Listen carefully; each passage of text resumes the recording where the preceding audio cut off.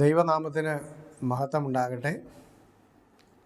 എല്ലാ പ്രേക്ഷകർക്കും കർത്താവായ യേശുക്രിസ്തുവിൻ്റെ നിസ്തുല്യ നാമത്തിൽ സ്നേഹവന്ദനം. എല്ലാ പ്രിയപ്പെട്ടവർക്കും പുതിയ വർഷത്തിൻ്റെ ആശംസകൾ നേരുന്നു. ഈ പുതിയ വർഷത്തിൽ തിരുവചന പുലരി എന്ന പേരിൽ തിരുവചന സന്ദേശം അഥവാ ധ്യാന ചിന്തകൾ എല്ലാ ദിവസവും രാവിലെ സംപ്രേഷണം ചെയ്യുകയാണ്. എല്ലാ പ്രിയപ്പെട്ടവർക്കും ഇതൊരു അനുഗ്രഹമായി തീരട്ടെ. ദൈവം ധാരാളമായി അനുഗ്രഹിക്കട്ടെ. പ്രാർത്ഥനയോടെ ശ്രവിച്ചാൽ. പുതിയൊരു വർഷത്തിൻ്റെ ആരംഭ ദിവസം കർത്താവായ യേശുക്രിസ്തുവിൻ്റെ നാമത്തിൽ നിങ്ങൾക്ക് സ്നേഹവന്ദനം അർപ്പിക്കുന്നു. നല്ലൊരു വർഷവും നല്ലൊരു മാസവും നല്ലൊരാഴ്ചയും നല്ലൊരു ദിവസവും ദൈവം നിങ്ങൾക്ക് നൽകട്ടെ എന്ന് ഞാൻ പ്രാർത്ഥിക്കുന്നു. ഈ ദിവസം നമുക്ക് ദൈവസന്നിധിയിൽ ആരംഭിക്കുവാൻ തക്കവണ്ണം ദൈവം അനുവദിച്ചു എന്നുള്ളത് ദൈവത്തിന് നമ്മോടുള്ളതായിരിക്കുന്ന കരുണയാണ്. നമുക്ക് ഉൽപ്പത്തി പുസ്തകം 1-ാം അധ്യായം നമുക്ക് ഇന്നത്തെ ചിന്തയ്ക്ക് ആധാരമായി നമുക്ക് എടുക്കാം. ദൈവം മനുഷ്യനെ സൃഷ്ടിച്ച് ദൈവം മനുഷ്യനെ അനുഗ്രഹിച്ച് മനുഷ്യന് ആവശ്യമായതെല്ലാം ദൈവം നൽകിയപ്പോൾ മനുഷ്യന് വേണ്ടി ദൈവം തൻ്റെ വചനവും നൽകി.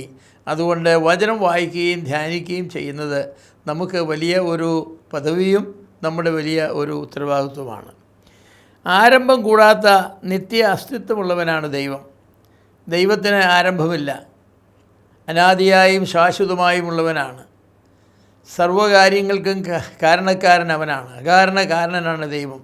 അങ്ങനെയുള്ള ദൈവത്തിന് എന്തിനാണ് ഇങ്ങനെയൊരു ഭൂമിയെ, പ്രപഞ്ചത്തെ സൃഷ്ടിക്കുവാൻ ആവശ്യമായി വന്നത് എന്ന് ചോദിക്കാറുണ്ട്.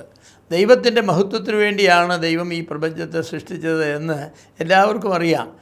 എന്നാൽ ഈ ഭൂമിയെ സൃഷ്ടിച്ചില്ലായിരുന്നുവെങ്കിൽ ദൈവത്തിൻ്റെ മഹത്വത്തിന് വല്ല കുറവും വരുമായിരുന്നു? ഒരിക്കലുമില്ല.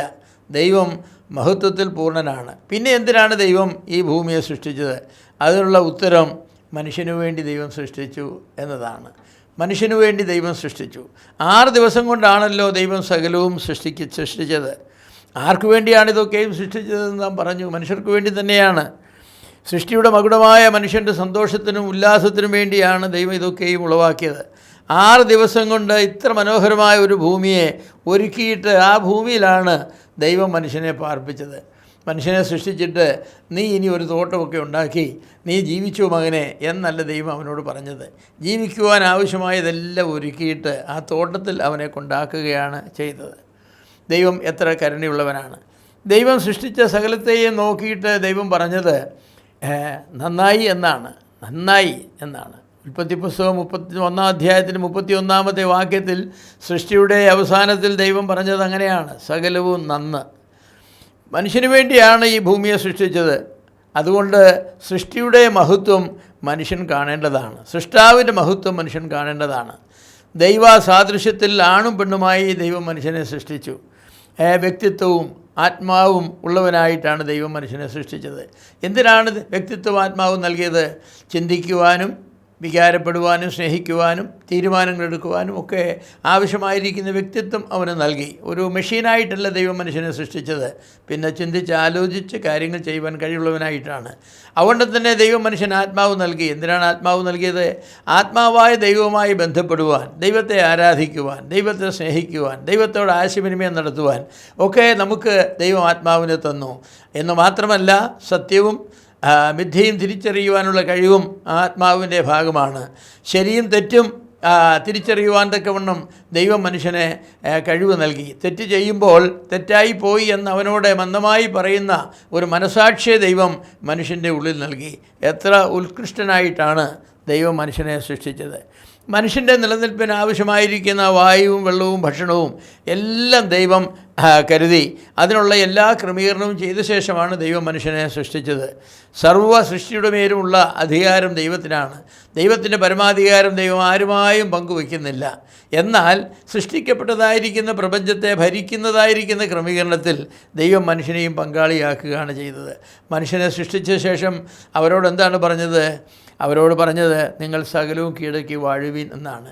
സകലത്തെയും സൃഷ്ടിച്ച് സകലത്തെയും ഭരിക്കുന്ന ദൈവം തൻ്റെ സൃഷ്ടിയുടെ മകുടമായിരിക്കുന്ന മനുഷ്യന് ഈ താൻ സൃഷ്ടിച്ചതായിരിക്കുന്ന പ്രപഞ്ചത്തെ കീഴടക്കി വാഴുന്നതിൽ ഒരു പങ്ക് നൽകി എന്നുള്ളത് മനുഷ്യനോടുള്ള ദൈവത്തിൻ്റെ വലിയ സ്നേഹമാണ്, കരുതലാണ്. എത്ര ഉത്കൃഷ്ടനായിട്ടാണ് ദൈവം നമ്മെ സൃഷ്ടിച്ചത് എന്ന് നാം ചിന്തിക്കണം. ദൈവത്തിൻ്റെ നന്മയും ദൈവത്തിൻ്റെ കരുണയും അളവില്ലാതെ അനുഭവിക്കുന്നവരാണ് മനുഷ്യരായ നാം. നമ്മെ ദൈവം സൃഷ്ടിച്ചത് ദൈവത്തെ അറിയുവാനും ദൈവത്തെ ആരാധിക്കുവാനും കഴിവുള്ളവരായിട്ടാണ്. ദൈവത്തിൻ്റെ ഭൂമിയിൽ നമുക്ക് പ്രവർത്തിക്കുവാനും അതിനെ അനുഭവിക്കുവാനും ഭരിക്കുവാനും നമുക്ക് അനുവാദം നൽകിയിട്ടുണ്ട്. എത്ര മനോഹരമായി നമ്മെ സൃഷ്ടിച്ച ദൈവത്തെ നാം സ്നേഹിക്കണ്ടേ, ദൈവത്തെ നാം സ്തുതിക്കണ്ടേ, ദൈവത്തെ നാം ആരാധിക്കണ്ടേ, ദൈവത്തോട് നാം നന്ദി പറയണ്ടേ.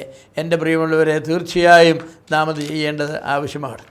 ഒന്നാമത്തെ അധ്യായം സൃഷ്ടിക്ക് വേണ്ടിയുള്ള സൃഷ്ടാവിൻ്റെ കരുതൽ വ്യക്തമാക്കുന്ന ഒരധ്യായമാണ്.